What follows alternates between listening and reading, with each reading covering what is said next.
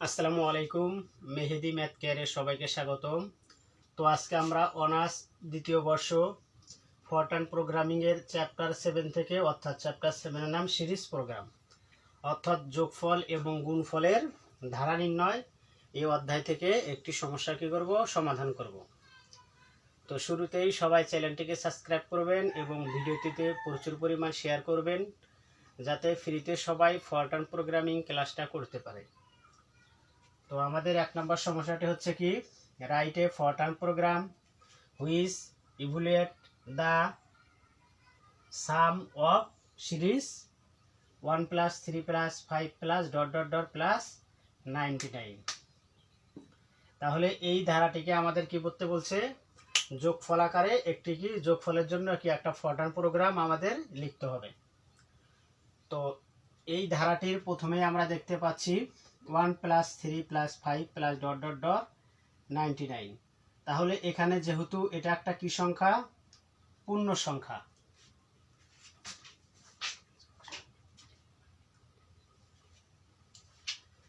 তাহলে এই যে 1 3 5 বা 99, তো এগুলো কি সংখ্যা, পূর্ণ সংখ্যা।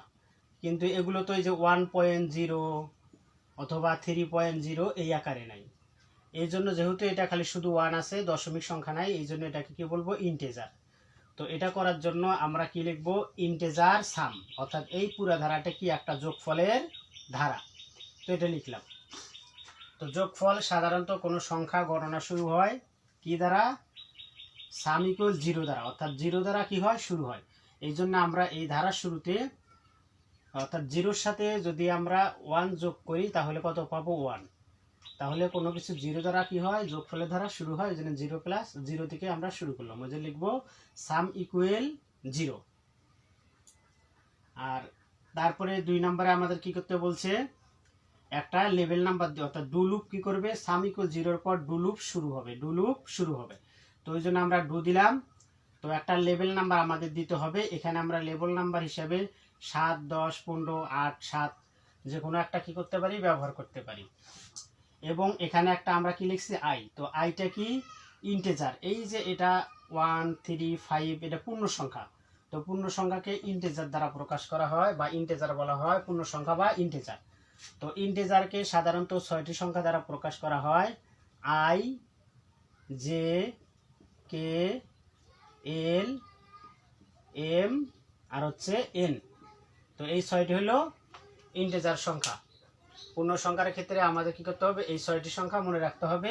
তো আমরা ইন্টেজারকে এই 6টি প্রতীক দ্বারাই প্রকাশ করব, আর বাকি যেগুলো আছে সেগুলো রিয়াল। অর্থাৎ ইন্টেজার বলতে বোঝাচ্ছে যে 1 2 3 এই আকারের সংখ্যাগুলোকে এই 6টি সংখ্যা দ্বারা আমরা প্রকাশ করতে পারি। আর 3.0 4.5 এইরকম যদি আসে সেগুলো আমরা কি বাকি যে বর্ণগুলো আমাদের আছে এ বি সি ইত্যাদি দ্বারা কি করি, প্রকাশ করি।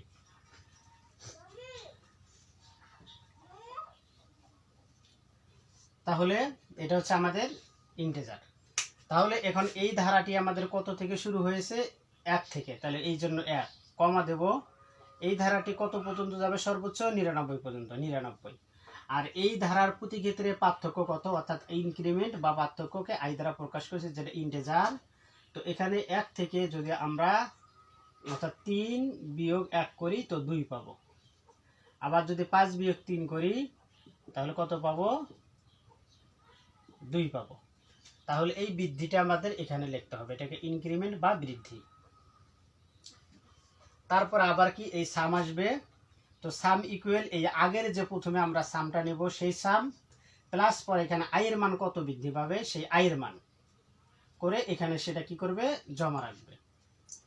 তারপর আমাদের কি করতে হবে, এই যে 7টা আছে যেটা আমরা লেভেল নাম্বার দিছি, তো কতক্ষণ পর্যন্ত এই ধারাটা গণনা করবে, যতক্ষণ পর্যন্ত 99 পদ পর্যন্ত না গেছে ততক্ষণ পর্যন্ত।